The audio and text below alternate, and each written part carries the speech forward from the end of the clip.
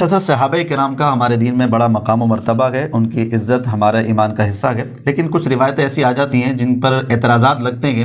ایک روایت آپ کے سامنے پیش کر رہا ہوں، وہ ہے اصحابی کالنجوم فبأیہم اقتدیتم اہتدیتم، میرے تمام صحابہ ستاروں کی مانند ہیں، تم ان میں سے جن کی پیروی کرو گے ہدایت پا جاؤ گے۔ سر سب سے پہلے تو یہ بتائیے کہ یہ روایت جیسے ابن عربی نے تو اس کو صحیح قرار دیا ہے، اور پھر وہیں سے حوالے لے کر آگے بہت سارے ایسے افراد نے اسی سے استدلال کر کے نا اس پر پوری بنیادیں بنا دی ہیں، لیکن کیا یہ روایت شارحین کے نزدیک درست ہے؟ صوفیاء میں سے شیخ ابن عربی، ان سے یہ روایت، ایک ابن عربی مالکی بھی ہیں، وہ بہت بڑے موقع گزرے ہیں، حدیث کی سند، حدیث کے متن کو دیکھنے کے بڑے ماہر گزرے۔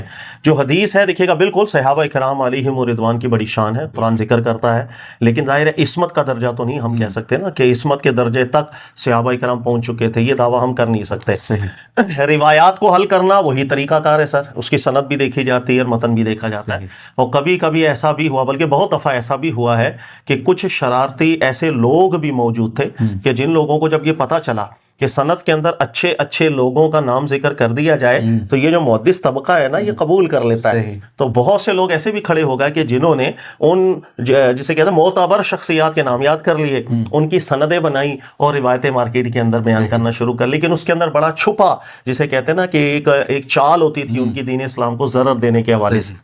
یہ جو پرٹیکولر روایت آپ ذکر کر رہے ہیں کہ صحابہ کرام تمام ستاروں کی مانند ہے، جس کے بھی تم اگر فالو کرو گے ہدایت پر رہو گے، نہ اپنی سند کے اندر یہ روایت ٹھیک ہے، نہ اپنے متن کے اندر، بلکہ اس کے متن پر بھی علماء نے اتنے آبجیکشن کیے ہیں کہ صریح قرآن پاک کے بھی خلاف ہے اور عقل سلیم کے بھی خلاف ہو جاتی ہے، تو یہ بالکل قابل قبول نہیں۔ اب جیسے آپ یہ بیان کر رہے ہیں کہ یہ قرآن پاک کے بھی خلاف چلی جاتی ہے، تو ہم ابتدا کرتے ہیں یہیں سے کہ قرآن کے خلاف کس طریقے سے جا رہی ہے۔ دیکھیں اگر سب سے پہلے تو فہرست دیکھ لینا، جیسے امام احمد بن حنبل ہے، یحییٰ بن معین ہے، اس کے علاوہ ابن عربی مالکی ہیں، ابن الملقن ہے، علامہ شوکانی ہے، پوری فہرست ہے، شیخ البانی ہے، کسی بھی بڑے محقق نے اس حدیث کو ٹھیک قرار نہیں دیا۔ اچھا، اور دوسری بات، قرآن پاک کے خلاف کس طرح ہو جاتی ہے؟ اللہ تعالیٰ نے قرآن پاک کے اندر اطاعت کا استقلال اللہ اس کے رسول کے لیے ثابت رکھا، ان کے علاوہ اطاعت کا، ہدایت کا استقلال کسی اور کے لیے ہو ہی نہیں سکتا۔ اچھا، یہاں تک کہ اللہ تعالیٰ نے جب اولی الامر کی اطاعت کا بھی حکم دیا تو تابع کر کے رکھ دیا کہ جب تک وہ اللہ تعالیٰ اور اس کے رسول صلی اللہ علیہ وسلم کی اطاعت کے اندر ہیں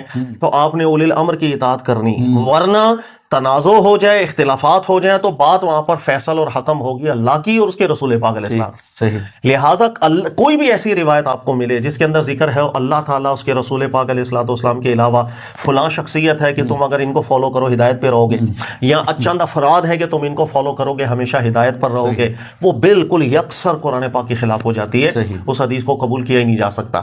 دوسری بات یہ جو متن ہے کہ آپ کسی بھی صحابی کو فالو کرو گے ہدایت پر رہو گے، اسے کہتے ہیں کہ بالکل ایک عقل سلیم کے ہی خلاف ہو جاتی ہے، اس لیے کہ صحابہ کرام علیہم رضوان وہ اللہ کے نبی علیہ السلام کے تعلیم یافتہ تھے اور مجتہد بھی تھے، اجتہادات بھی کیا کرتے، اور ہر وہ شخص جو اجتہاد کرتا ہے اس میں نقطہ نظر الگ بھی ہو جاتے ہیں، کسی کا موقف حلال ہونے کا، کسی کا موقف حرام ہونے کا، اس طرح اختلافات چلتے ہیں۔ اب بہت بڑے بڑے موضوعات میں صحابہ میں بھی اجتہادی اختلافات چلتے آئے، تو اس کا مطلب یہ ہوا کہ کوئی بھی شخص کسی بھی موقف کو لے لے ٹھیک ہے، ہدایت پر ہوگا۔ میں اس کی مثال آپ کو دے دیتا ہوں، جیسے ابن عباس ہیں صحابی، ان کے نزدیک جو نکاح متع ہے اس کا جواز ہے، اس کے مقابلے میں حضرت علی تھے وہ اس کو ناجائز قرار دیا کرتے تھے۔ تو سوال یہ ہے کہ کیا میں صرف اس بنیاد پر کہ اس کے پیچھے ایک صحابی ہے اور میں نکاح متع کو حلال سمجھ لوں، کیا میرے لیے ٹھیک ہے؟ اچھا، اسی طرح دیکھیں گے ایک صحابی ہے حضرت سمورہ رضی اللہ تعالیٰ عنہ، یہ وہ صحابی تھے کہ جنہوں کے اجتہاد میں ان سے غلطی لگ گئی اور انہوں نے کہا شراب حلال ہے۔ پہلے اس کی حرمت بیان ہوئی تھی لیکن پھر اللہ تعالیٰ نے شرائط کے ساتھ شراب کو پینے کی اجازت بھی دی ہے۔ تو کہنے کا مقصد کہ کسی بھی صحابی کو فالو کر لیں اگر ہم ہدایت پر ہیں، تو حضرت سمورہ کے اس استدلال کو اگر کوئی فالو کر لے تو اس کو بھی ہدایت پر کہا جائے گا یا نہیں؟ بالکل۔ تو صحابہ کرام کے بہت سے مسائل ہیں، وضو کے معاملے میں، غسل کے معاملے میں۔ صحابہ کرام کا ایک موقف یہ تھا، کچھ صحابی تھے جن کا بقر عید کے اندر اگر آپ مرغی کی بھی قربانی کر دیتے ہیں تو اوکے، آپ کی قربانی ہو جائے گی، ٹھیک ہے۔ تو سوال یہ ہے کہ آپ فالو کریں، نہیں ہم کرتے ہیں، بلکہ صحابہ کرام کے جو اجتہادات بھی ہمیں ملتے ہیں اس کے اندر بھی قرآن پاک کی آیت سے ہی فیصلہ کیا جاتا ہے۔ وَإِن تَنَازَعْتُمْ فِي شَيْءٍ فَرُدُّوهُ إِلَى اللَّهِ وَالرَّسُولِ، اللہ نے بیان کیا تمہارے سامنے جب بھی اختلافات آتے ہیں تو تم اللہ کی بارگاہ میں، اس کے رسول پاک علیہ السلام کی بارگاہ میں مقدمہ لے کر جاؤ، فیصلہ کرا لو۔ تو صحابہ کرام کے بھی جو اجتہادات آتے ہیں ہمارے پاس، ان کو بھی ہم قرآن کی نصوصات پر لوٹاتے ہیں، اللہ کے نبی علیہ السلام کی شریعت کے اوپر لوٹاتے ہیں، تو جو فیصلہ نکلتا ہے اس قول کو راجح قرار دے کر اس پر عمل کیا جاتا ہے. لہذا اس مسئلے کو جب ہم دیکھتے ہیں یہ موقف قرآن کے مطابق لگتا ہے, اس کو دیکھتے ہیں یا دیگر موقفات کو دیکھتے ہیں, جہاں قرآن کی مطابقت ہوگی اس کو ترجیح دی جاتی ہے.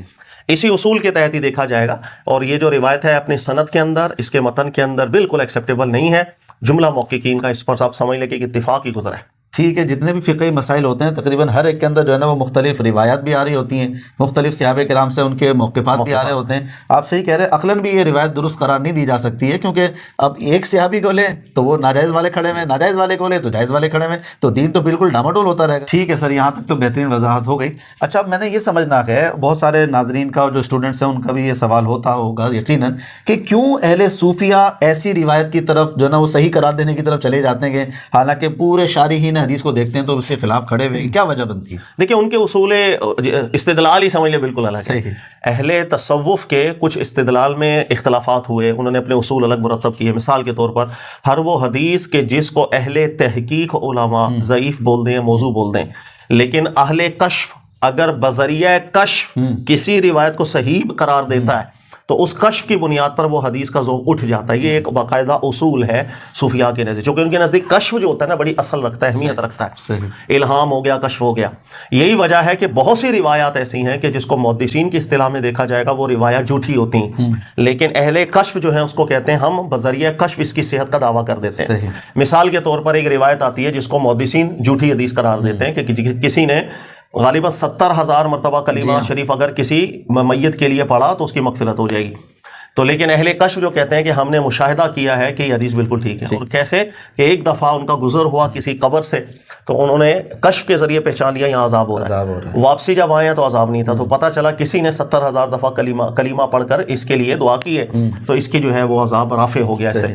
تو انہوں نے کہا کہ چونکہ ہم نے معاملہ آنکھوں سے دیکھ لیا ہوا ہے اس وجہ سے ہمارے نزدیک یہ حدیث اب ٹھیک ہو گئی. لیکن جملہ محققین جو علماء تھے وہ اس اصل کو ہی باطل قرار دیتے تھے.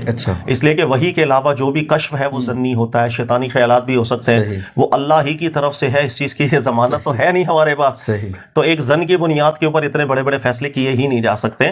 اس لیے محققین علماء کا ایک بالکل الگ منہج ہو جاتا ہے, اہل کشف حضرات کا ایک بالکل الگ منہج ہو جاتا ہے. یہ اس وجہ سے اختلافات آ جاتے ہیں. اچھا, یہ پورا آپ نے ایک باب ہی کھول دیا ہے. میں تھوڑا سا اس طرف چل پڑتا ہوں, سوالات کر لیتا ہوں. کئی سارے افراد ایسے جو ابھی بھی حیات ہیں, انہوں نے جو ہے نا وہ یہ طریقہ کار بنا لیا, روایتیں ایسی سنا دی کہ جناب نبی کریم صلی اللہ علیہ وسلم کی بارگاہ میں ہماری حاضری ہوتی ہے, روزانہ حضور کی کچہری لگتی ہے, اگر کسی محدث کو شارح کو کہ حدیث کی وضاحت کروانی ہوتی ہے, صحیح قرار دلوانا ہوتا ہے, اس کو شبہ ہوتا ہے کہ یہ غلط روایت ہے لیکن صحیح لگتی ہے, وہ نبی علیہ الصلوۃ والسلام سے براہ راست کروا لیتا ہے. تو پورا چیپٹر بیان کیا ہوا ہے سر اس کو, تو اور بڑے بڑے لوگ ہیں, اہل علم حضرات ہیں, اس پر کیا کہیں گے آپ؟ بالکل ٹھیک بات نہیں. جو بھی یہ دعویٰ کرتا ہے کہ میں اللہ کے رسول صلی اللہ علیہ وآلہ وسلم کی بارگاہ میں جاتا ہوں اور بالمشافہ ملاقاتیں کرتا ہوں جس طرح صحابہ کرام ملاقاتیں کرتے تھے, سر اس کے جھوٹا ہونے کے لیے یہ جملہ ہی کافی. اور یہ صرف میں نہیں کہہ رہا, بہت سے علماء ماضی میں بھی کہہ چکے ہیں. اور سر فہرست میں اگر حوالہ دوں تو احمد رضا خان صاحب کو بھی اگر آپ فتاویٰ رضویہ میں پڑھیں تو ایک مقام پہ انہوں نے بھی نقل کیا ہے اکابرین کے حوالے سے کہ وہ بھی یہ فرمایا کرتے تھے کہ کوئی بھی شخص دعویٰ کرے کہ جس طرح صحابہ کرام رسول اللہ صلی اللہ علیہ وسلم سے ملاقاتیں کرتے تھے اور ہم بھی عالم میں کسی بھی طریقے سے ہم بھی حقیقتاً اللہ کے نبی علیہ الصلوۃ والسلام سے ملاقات کرتے ہیں اور علم سیکھتے ہیں, کہا کہ بالکل جھوٹ ہے.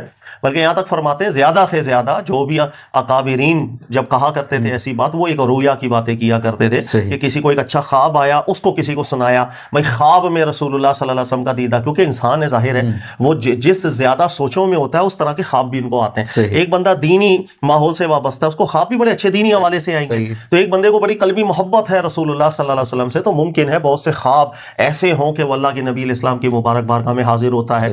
تو صرف خواب تک کی بات ہے, حقیقت کا کوئی دعویٰ کرے گا تو بالکل جھوٹ بول رہا ہے.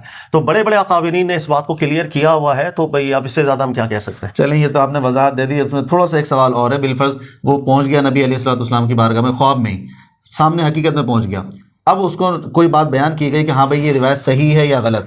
ادھر اگر ظاہری علوم کو دیکھتے ہیں تو وہ روایت غلط لگ رہی ہے. اس نے خواب دیکھا, نبی علیہ الصلوۃ والسلام سے پوچھا, وہاں پر بیان کیا گیا بھئی یہ بات درست ہے, میری ہی حدیث ہے.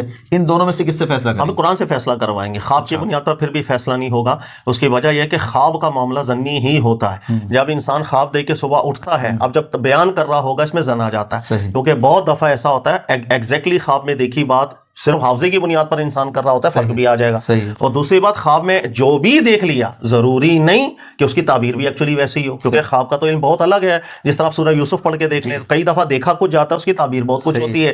لہذا خواب کی بنیاد پر فیصلہ نہیں ہو سکتا, قرآن کی بنیاد پر فیصلہ ہوگا جو قرآن نے اصول متعین کر دیے. اذا جاءکم فاسق بنبأ فتبینوا, ہمارے سامنے جب کوئی دینی بات کرے گا ہم پوری تحقیق اس کی کریں گے, چاہے حدیث کے نام پر کوئی بندہ بات کرے, کسی راویوں کو بھی چھانٹیں گے, اس کے متن کو بھی دیکھیں گے ہر لحاظ سے, اسی اصل پر فیصلہ ہوگا جو اللہ نے بیان کر دیا. ٹھیک ہے, لیکن یہاں پر مجھے ایک روایت ذہن میں آ رہی ہے, من رآنی فقد رأى الحق, جس نے ہمیں دیکھا خواب میں اس نے سچ دیکھا. تو اگر یہ حدیث آ رہی ہے تو یہ تو خود اس بات کی طرف اشارہ کر رہی ہے کہ جناب ٹھیک ہے, اگر خواب میں کسی کو نظر آئیں گے جو کہہ رہے ہیں وہ بس دین بننا چاہیے, پھر تو کیا مسئلہ ہے؟ دیکھیں اس حدیث کی اشارہ کیا, میں وہ بھی پہلے سمجھاتا ہوں. سب سے پہلے جو ہم نے بات کی ہے کہ خواب کے اندر ایک شخص ہے, اس نے کہا کہ میں نے اللہ کے نبی علیہ السلام سے ملاقات کی ہے, اور اللہ کے نبی علیہ السلام نے فرمایا حدیث صحیح ہے, جس کو علماء موضوع کہتے ہیں. ابھی اس کی بات چل رہی ہے. میں آپ کو ایک واقعہ سناتا ہوں. اس واقعے کو بھی کس نے نقل کیا, احمد رضا خان صاحب نے اپنے فتاوی رضاویہ میں نقل کیا, غور کیجیے گا. اور وہ یہ ہے کہ ایک عالم دین کے پاس کیس آیا تھا, اور کیس یہ تھا کہ وہ بندہ پریشان, کہتا ہے میں نے خواب میں اللہ کے نبی علیہ السلام کو دیکھا تھا, اور اللہ کے نبی علیہ السلام نے مجھے فرمایا تو شراب پی. اچھا. اب جب وہ شروع ہوا ہے تو وہ بہت پریشان تھا کہ میں کیا کروں, شراب پینے کا حکم میرے نبی علیہ السلام نے دیا. صحیح. اس بے چینی کے اندر وہ علماء کے پاس بھی گیا اور جا کر کے بات کی, پوچھا, تو ان کو کوئی قابل عالم دین مل گیا, اور انہوں نے ذکر کیا کہ بیٹے تو نے جو سنا, جو تیرے حافظے میں آ رہا ہے وہ غلط سنا. تیرا رسول اور میرا رسول صلی اللہ علیہ وسلم اللہ کے حکم کے خلاف بات کر ہی نہیں سکتے. تیرے نبی اور میرے نبی نے فرمایا ہوگا شراب ترک کر دے, تو صبح اٹھ کر تجھے گمان ہوا ہوگا کہ شاید فرمایا ہو پی لے. انہوں نے کہا بات قرآن کی راجے رکھی جائے. سر کہنے کا مقصد یہ سارے معاملات ماضی میں بھی علماء کے سامنے گزر چکے ہیں, اور وہ ایک پیٹرن, ایک اصول بنا چکے ہیں. خواب کی بنیاد پر کسی حدیث کو صحیح قرار نہیں دیا جا سکتا, چاہے ایک بندہ کھڑا ہو کے دعویٰ کر دے کہ میں نے خواب میں اللہ کے نبی سے بات پوچھی. دوسری بات آپ نے کہا حدیث آگئی من رآنی فقد رأى الحق, جس نے ہمیں خواب میں دیکھا اس نے سچ کو دیکھا. سر اس حدیث کے سب سے پہلے ذہن میں رکھیے گا کہ دو جہتیں. نمبر ایک, یہ حدیث کس محل پہ اللہ کے نبی علیہ الصلوۃ والسلام نے ارشاد فرمائی تھی, یہ بہت قابل غور چیز ہوتی ہے. بھائی جب تک آپ کو پورا سیاق و سباق پتہ نہ ہو تو آپ کیسے ایک جملے سے متعین کریں گے کسی بات. یہ خاص طور پر اگر آپ شارحین کوئی پڑھ لیں, ان صحابہ اکرام علیہم رضوان کو بشارت دی گئی تھی کہ جو صحابہ ہجرت کر کے مدینہ نہیں آئے تھے, دیگر جگہوں کے اوپر حبشہ وغیرہ ہجرت کر گئے, وہاں پر ہوا یہ کہ اللہ کی طرف سے انہیں بہت سے ایسی بشارتوں کے خواب آئے تھے, اللہ کے نبی علیہ السلام کو دیکھنا, اللہ کے نبی سے ملاقاتیں. تو رسول اللہ صلی اللہ علیہ وآلہ وسلم نے ان کے لیے بشارت ارشاد فرمائی تھی کہ جن کو اللہ نے ایسے خواب دکھائے ہیں انشاءاللہ اس کی تعبیر یہ ہوگی کہ وہ بھی یہاں تک پہنچیں گے, ہم سے ملاقاتیں بھی کریں گے, دین سیکھیں گے, آگے سکھائیں گے. پہلی بات تو یہ ہوگی. دوسری بات, حدیث کے الفاظ ہے من رآنی فقد رأى الحق, جس نے ہمیں دیکھا اس نے سچ دیکھا. سوال یہاں پر یہ ہے کہ ہم میں سے کس نے رسول اللہ صلی اللہ علیہ وسلم کو پہلے دیکھا ہوا ہے جو وہ یہ متعین بعد میں کر سکتا ہے کہ یہ جو جسے میں دیکھ رہا ہوں وہ اللہ کے نبی ہے. پہلے تو یہ چیز ہونا. بھائی دیکھیں ایک شخص ہے آپ کے پاس کل آ جائے اور بولے یار کوئی مولانا کامران صاحب ہیں, میں نے خواب میں دیکھا, اس نے کبھی مجھے حقیقت میں نہیں دیکھا. اچھا آپ ان سے پوچھ لیں اچھا کیسے دیکھا, حلیہ کیا تھا ان کا, یار انہوں نے پینٹ شرٹ پہنی ہوئی تھی, داڑھی ان کی نہیں تھی, موٹی موٹی مونچھیں ہیں ان کی, اور اس طریقے کا حلیہ. آپ فوراً منع کر دیں گے کہ سر جی تو نے جس کو دیکھا وہ کامران صاحب تو نہیں ہو سکتے. بھائی کیوں نہیں, ارے میں ڈیلی ان کے ساتھ ہوتا ہوں, میں اٹھتا ہوں بیٹھتا ہوں, ان کی داڑھی ہے. وصف میں آگے پیچھے ہو جائے گا تو آپ منع کر دیں گے کہ آپ نے کسی اور کو دیکھا, غلطی لگ گئی. یہی وجہ ہے کہ علماء اس حدیث کی شرح میں آپ جتنے علماء کو پڑھ لیں انہوں نے ذکر کیا جس نے رسول اللہ صلی اللہ علیہ وسلم کو ایگزیکٹلی 100% اس حالت میں دیکھا جس حیت میں اللہ کے رسول صلی اللہ علیہ وسلم اس دنیا میں تشریف لائے تھے, اس کے لیے تو یہ حدیث اطلاق کرے گی, ورنہ کر ہی نہیں سکتی, ورنہ کر ہی نہیں سکتی. اور ہم نے چونکہ ایگزیکٹلی اللہ کے نبی علیہ الصلوۃ والسلام کا دیدار تو کیا وہی نہیں, لہٰذا ہم زیادہ سے زیادہ شواہدات دیکھ سکتے ہیں جو میرے نبی علیہ السلام کے مبارک حلیے کے حوالے سے منقول ہوئے صحیح طور پر. یہی وجہ ہے کہ تابعین کے دور کے اندر بھی آپ غور کیجیے گا, بہت سے لوگ آتے تھے یار مجھے خواب میں اللہ کے نبی تشریف لائے, ہم نے ایسی باتیں, فوراً پہلا سوال ان سے یہ کیا جاتا تھا جس شخصیت کو آپ نے خواب میں دیکھا ہے ذرا بتائیے گا ان کا قد کیسا تھا, مبارک صورت کیسی تھی, داڑھی مبارک کیسی تھی, شاید پوری چیزیں بیان کی جاتی, پوچھی جاتی تھی. اگر ایک چیز میں بھی فرق آیا تھا نا تو فوراً تابعین کی طرف سے کہا جاتا تھا آپ نے جس کو دیکھا ہے وہ رب کے رسول نہیں ہے. جب آپ نے اصل نہیں دیکھا تو آپ کسی کو دیکھ کے شیطان بھی تو تمثل کر سکتا ہے, اللہ کے رسول کے ساتھ نہیں کر سکتا, وہ کوئی بھی دوسری چیز بن گئی, یہ تو کہہ سکتا ہے میں رسول ہوں, یہ تو کر سکتا ہے نا. یہی وجہ ہے کہ اس روایت سے بہت غلط استدلال کیے جاتے ہیں. ہم لوگ یہ سمجھ جاتے ہیں کہ بس کسی کو بھی خواب آیا اور اس نے کچھ بھی دیکھا اور صبح اٹھ کے اسے بس محسوس ہوا کہ میں نے جس کو دیکھا وہ اللہ کے رسول رسول ہیں صلی اللہ علیہ وسلم، بس وہ اس کا مطلب ہے خواب سچا ہو گیا. یہ بہت بڑی غلطی ہے، اور اس خواب کو بھی وحی کا درجہ دے دینا یہ نہایت ظلم ہے. ٹھیک ہے. اچھا یہاں پر ہوتا اس طریقے سے ہے کہ مطلب آنکھ لگی ہوئی تھی، رات کو دیکھا بھائی کمرے میں ہم گئے ہیں، نور پھیلا ہوا ہے، بڑا اجالا ہو رہا ہے، روشنی اتر رہی ہے آسمان سے، اور کچھ لوگ آپس ادھر بیٹھے ہوئے ہیں، کسی نے اس کو نام لے کر پکارا تھا، ان کا نام تھا ابو بکر، پھر دوسرے نے تیسرے کو پکارا تھا، ان کا نام تھا عمر. تو اس طریقے سے یہ متعین ہوتا ہے کہ ہاں جناب جو رات کو میں نے خواب دیکھا وہ نبی علیہ الصلوۃ والسلام کی بارگاہ تھی، اور ابو بکر صدیق بھی موجود تھے، عمر فاروق بھی موجود تھے، عثمان غنی بھی، ابو ہریرہ بھی موجود تھے. یہ اس طریقے سے متعین ہوتا ہے. تو اگر اس طرح متعین وہ کر رہا ہے اور اس کے سامنے یہ نام آ رہے ہیں تو پھر کیا مسئلہ بنتا ہے؟ سر سمپل سی بات یہ، خوابوں سے شریعت نہیں بنائی جاتی، بس یہ بات اپنے دماغ میں بٹھا لیں.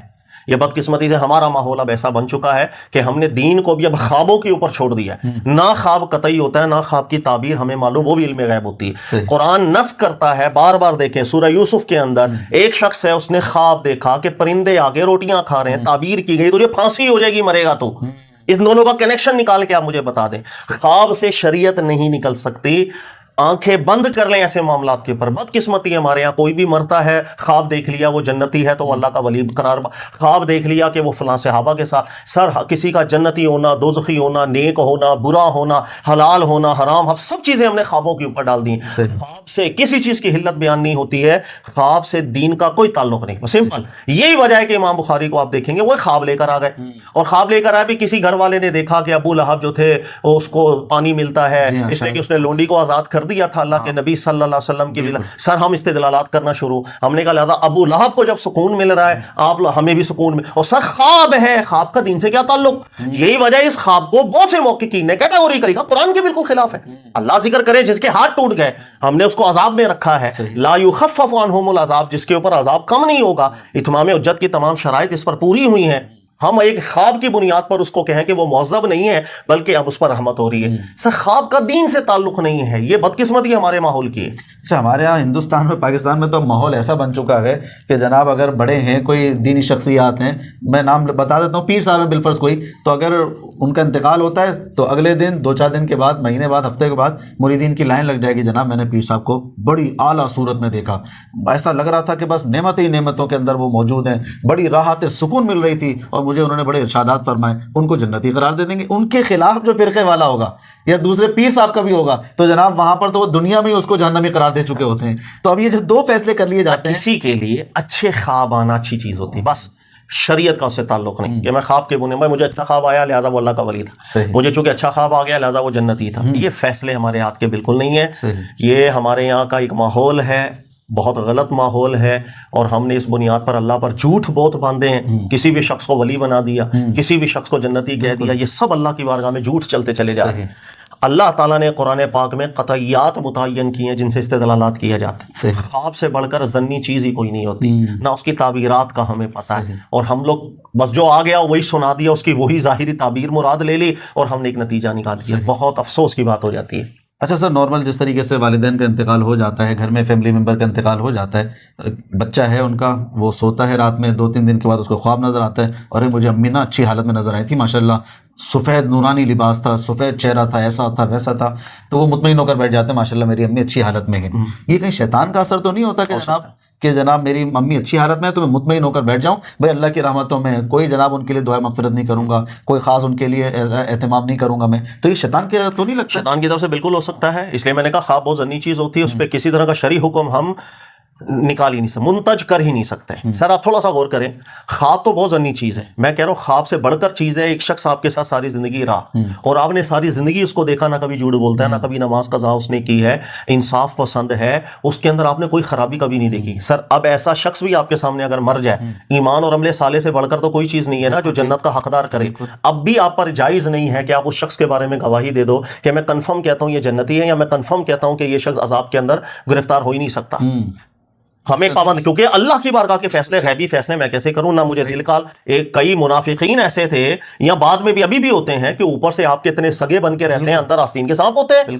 ہمیں کچھ نہیں پتا. سب سے بہترین رہنمائی اللہ کے نبی علیہ الصلوۃ والسلام کیا کرتے تھے, کیونکہ قرآن کی اصل ہے. یہود اور نصارہ نے جتنی دین میں بگاڑیں پیدا کی تھیں, ان سب کے پیچھے اصل کیا تھی جس کو قرآن ذکر کرتا ہے؟ وہ اللہ کے بارے میں جھوٹ بولنا شروع.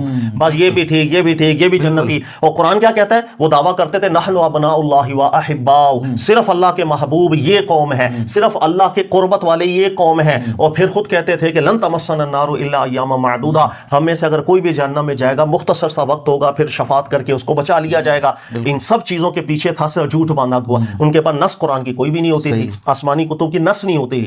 اب مسئلہ صرف یہ ہے, اللہ کے نبی علیہ السلام کے سامنے بھی ایک صحابی تھے, عثمان بن موسیٰ, بڑی مشہور روایت ہے, اور اتنا نیک انسان تھے کہ جس کی انتہا نہیں. مکہ میں کروڑ پتی ہجرت کر کے سب قربان کر کے پھر فرشوں پہ سونے والے, ان کا انتقال ہو گیا. تو ایک خاتون نے کہا کہ اس قدر نیک انسان ہے کہ میں شہادت دیتی ہوں یہ جنتی.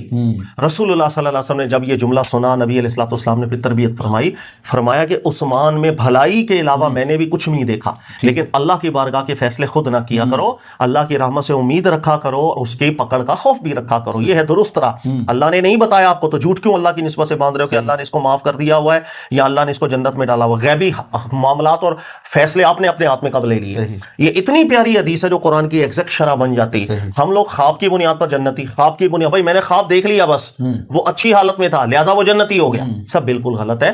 شیطانی تمثل بھی ہو سکتا ہے, شیطانی تخیل بھی ہو سکتا ہے, بہت کچھ ہو سکتا ہے. دین کا تعلق بہرحال اس سے پھر بھی نہیں بنے گا. ٹھیک ہے سر, بہت شکریہ, بہترین آپ نے وضاحت کی, اور بیچ میں بھی روایات کی وضاحت بھی آپ کرتے رہے ساتھ ساتھ, وہ بھی بہت اچھا ہو گیا. جی ناظرین, آپ نے سماعت فرما لیا کہ میں دوبارہ بتا دیتا ہوں آپ کو, ایک اور کورس ہمارا حدیث کے حوالے سے شروع ہونے جا رہا ہے. بہت اہم کورس ہے یہ, اور کئی سننے والے اس کورس کی طلب رکھتے ہیں, تو اگر آپ ہمارا یہ کورس جوائن کرنا چاہیں تو ضرور جوائن کیجیے.